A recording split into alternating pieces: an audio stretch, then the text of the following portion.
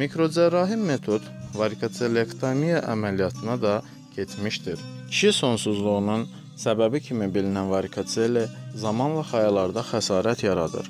Ona görə mikrocərrahi varikoselektomiya əməliyyatı kişi cinsi hüceyrələrinin yaranmasını provokasiya etdiyi və bir çox kişidə eyakulyatda kişi cinsi hüceyrəsinin çıxmasını təmin etdiyi üçün qeyri-obstruktiv azospermiyalı, yəni sperma kütləsinin hərəkət etdiyi kişi cinsi orqanlarında tıxanıqlıq olmayan, amma spermasında kişi cinsi hüceyrəsi 0 olan kişilərə edilir. Əvvəllər varikoselektomiya əməliyyatı sonsuz kişilərdə, xayalarında ağrı şikayəti olan kişilərdə həyata keçirilirdisə, son illərdə belə konsepsiya əsas götürülür ki, gələcəkdə ola biləcək kişi sonsuzluğunun və leydik hüceyrə funksiyalarının pozulmasının qarşısını almaq üçün varikoselektomiya erkən edilməlidir.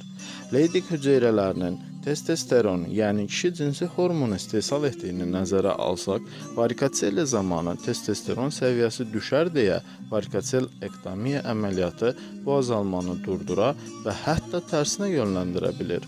Hətta varikoselektomiya əməliyyatı testosteron çatmamazlığı sindromunda, hansı ki buna andropoz deyilir, yaşa bağlı androgen çatmamazlığın qarşısını almaq üçün təsirli metoddur. Hazırladı Rauf Kazımov, həkim, uroloq.